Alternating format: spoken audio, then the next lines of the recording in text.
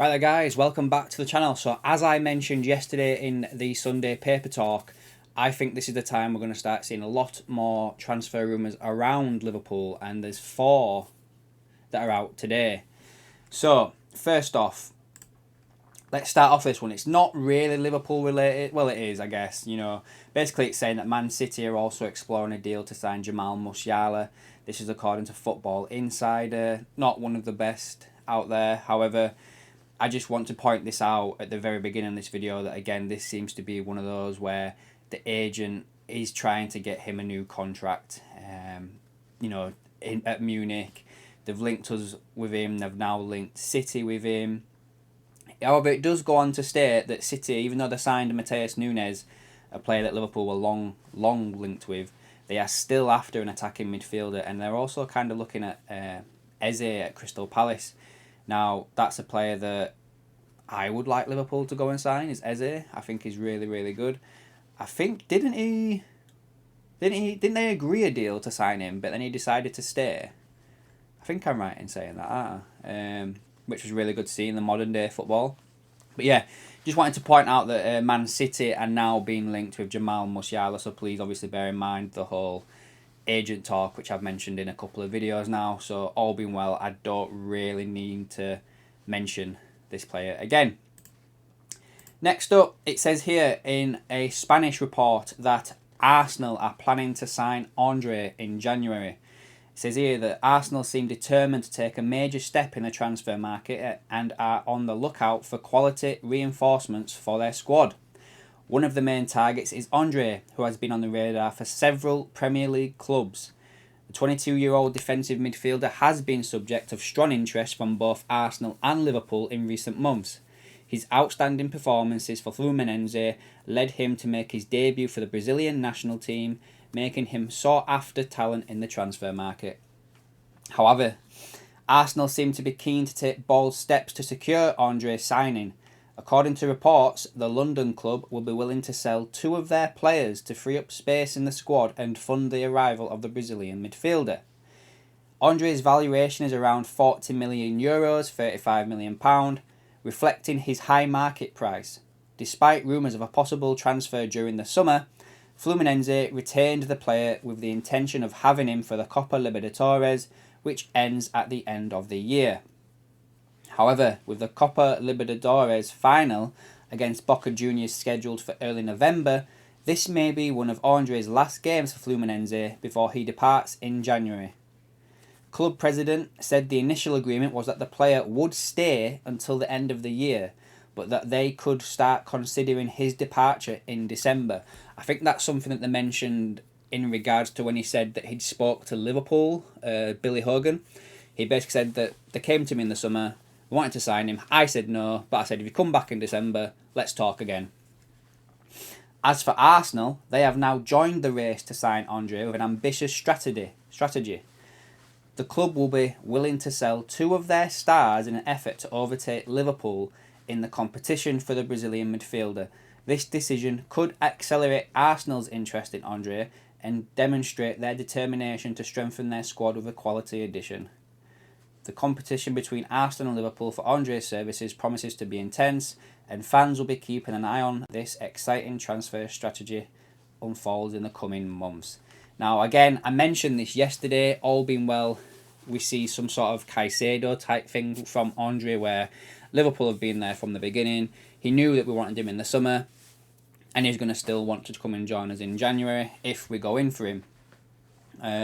You would think that this is the defensive midfielder Liverpool are after, because Endo's not really getting a look in at the moment.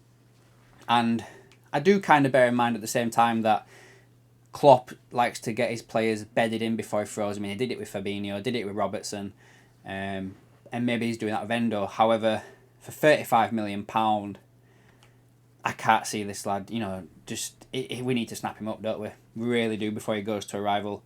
So we'll keep an eye on that one for definite. Next up, there was a lot of chatter over the last few days, that Liverpool had agreed terms with Osimhen at Napoli. Now, Chelsea are also keeping an eye on this development by the looks of this. which to me just doesn't make sense. They've got Nkunku, they've got Brozier. How many more players do they want? They've already spent over £1 billion, haven't they? Like, how many more do they want? But anyway, it says here that Chelsea's transfer committee are going through their options for 2024, and Osimhen is very high on their list of targets. They have noted the recent issues he's encountered with the Sicilian giants. Given the selling club Napoli and the president is such a tough negotiator, Chelsea's sources are far from sure that it will be an easy deal. And then apparently Chelsea sources have said it is not guaranteed that Osimhen will be a Chelsea player, but he is someone at the club and who have been looking at and are tracking closely. With that, the recent actions and statements from Napoli and the Napoli president have obviously been noted. The new contract is a huge matter. It does not look like he is It does not look like he is going to sign at this moment, but as a club, it is something that would have a major bearing on the plans for him. So basically, Osimhen has been offered a new contract. He's still not signed it. He's had all that stuff going on where the social media team at Napoli have been... It's on the verge of racism, really, isn't it? If we're being honest with ourselves. I think he wants out of there. And then leading on to Liverpool, it says here that as for Liverpool's interest, it is reported that Jurgen Klopp wants Osimhen on board next summer as he prepares for Mohamed Salah to exit. It is reported that Salah will be allowed to leave in a luxury move to Saudi Arabia. I think we all kind of expect that to happen.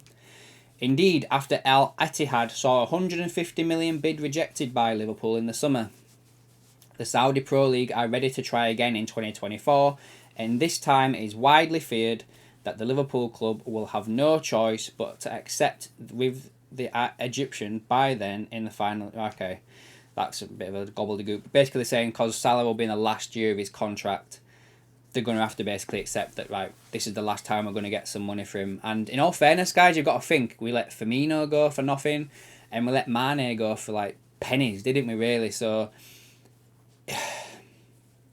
as much as I don't want him to go, I want him to sign a new deal. If we get anything over 150 million next summer, then he's gone, in all fairness. He really is.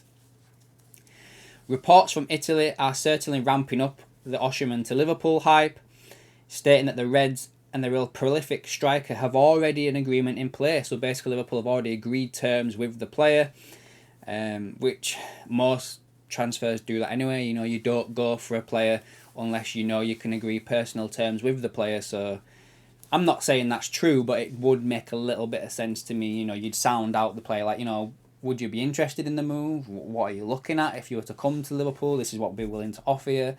And then, obviously, then you try and go make a deal with Napoli. So, potentially one to watch is that one, guys. But I think that Liverpool will probably go for somebody else. I don't know who, maybe.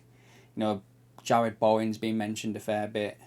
Stuff like that. But and in Osimhen, more of a central midfield, central striker, like the number 9. Like, he's not nearly really a player that plays out on the wing. So, is he going to come in and compete with, you know, Nunes? I don't know. I can't see that happening. I really can't.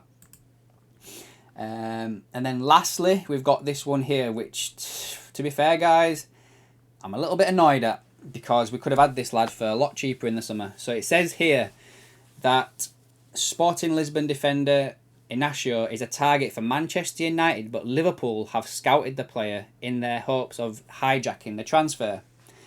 The Portuguese defender had previously been earmarked as a potential replacement for Harry Maguire this year.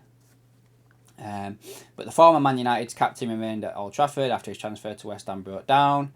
A report in the Portuguese outlet Bola, which I think is one of the first papers that have linked Liverpool with, like, Diaz and Nunes, has detailed how Liverpool scouted the Portugal international during last week's international clash at Bosnia, where they won 5-0. The 22-year-old now appears to be at the heart of a transfer battle between the two clubs. So, again, that's just media speculation there. However, Inacio is on the list of players that Liverpool have looked at for a centre-back, as is Antonio Silva, I think his name is. However, the reason that I'm wound up by this is we could have had this lad in the summer for 40 million. That was his transfer release clause then. He then went on to sign a new contract this summer, which increased the release clause to 60 million. So it's not gone up by too much, but again, it just seems like another one of them things where if Liverpool really wanted him, they could have gone and got him for cheaper this summer. And now, if next summer, as we believe it is going to be the defence rebuild, then we're going to have to go out and pay even more money for a player that we could have had for cheaper the year before. And it just seems one of them very much a Liverpool move that we've been doing a lot of lately. Missing out on players and then potentially having to pay more for them later down the line. Caicedo, Enzo Fernandez, stuff like that. But yeah, I probably would keep an eye on this one. We know we need centre-back coverage and reinforcements with Van Dijk entering the last year of his contract, Matip's contract expiring at the end of the season. This is one I would definitely be watching, especially with the Portuguese links that we've had a lot with the club in the past years, shall I say. But yeah, that's it, guys, for the news today. Let me know down below your thoughts and everything I've just covered, and I will catch you in the next one.